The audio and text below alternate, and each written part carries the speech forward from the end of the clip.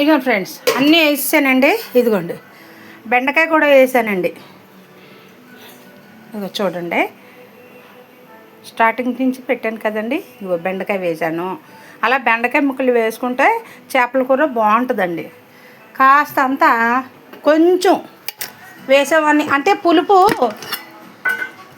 ఇరగడానికి కాస్త కమ్మదనం రావడానికి చిన్న ఇంత బెల్లం ముక్క సరిపోతుంది.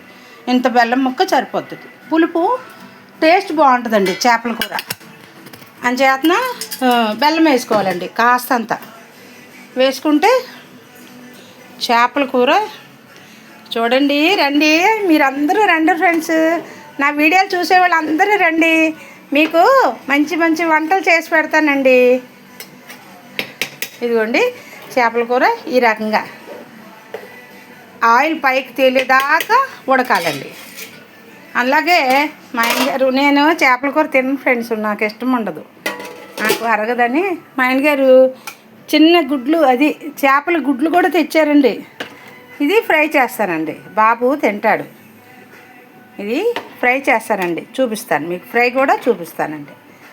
ఈరోజు ఏంటో చాలా వీడియోలు పెట్టేయాలనిపించేస్తుంది నాకు. ఏమండి,